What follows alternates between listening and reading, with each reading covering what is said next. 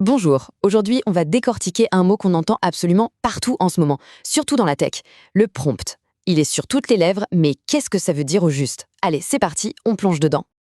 Voilà la question. Ce mot prompt, il nous vient de l'anglais, et on a l'impression qu'il est utilisé un peu à toutes les sauces.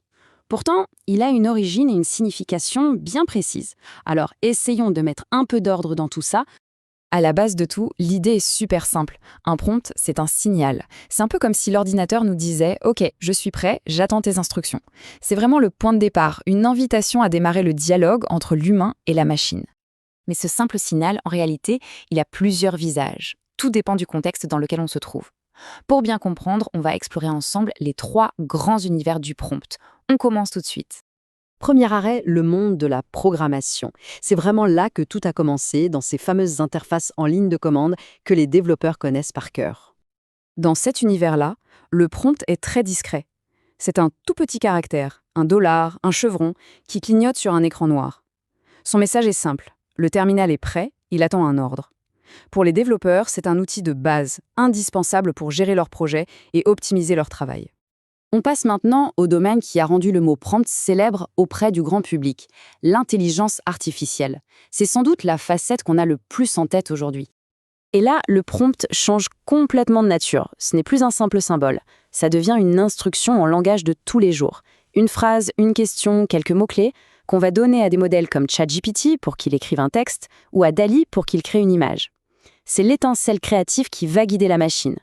Et enfin, la troisième facette du prompt, c'est celle qu'on croise des dizaines de fois par jour, souvent sans même y prêter attention. C'est ce qu'on appelle l'interaction utilisateur, ou UI. On les connaît bien, ces fameuses boîtes de dialogue qui s'affichent. Voulez-vous enregistrer les modifications ou les champs qui nous demandent de saisir un mot de passe? Tout ça, ce sont des prompts. Leur but est de nous demander une action précise, de nous bider. Ils sont même super importants pour l'optimisation des sites web, sur WordPress par exemple. Donc si on résume, en programmation, on a un symbole pour exécuter un ordre. En intelligence artificielle, on a du texte pour générer quelque chose de nouveau.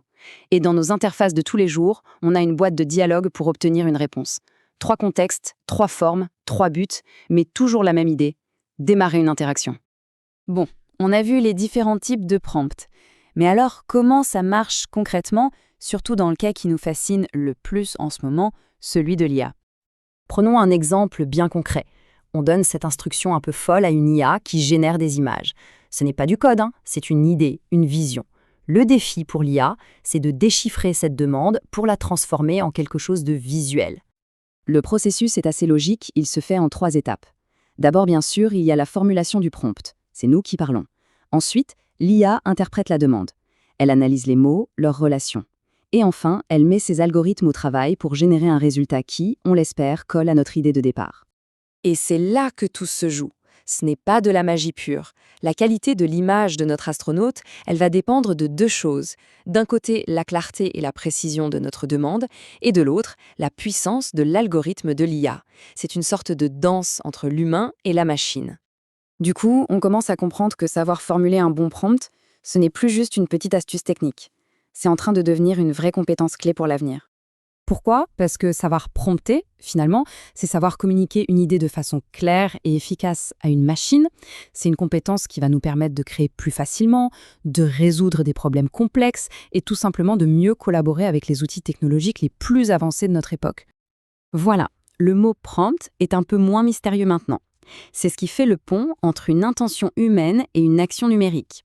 Alors la prochaine fois, la question ne sera plus « qu'est-ce qu'un prompt ?», mais plutôt « quelle sera la prochaine conversation passionnante qu'on va démarrer avec une machine ?» Merci d'avoir suivi cette analyse et à bientôt.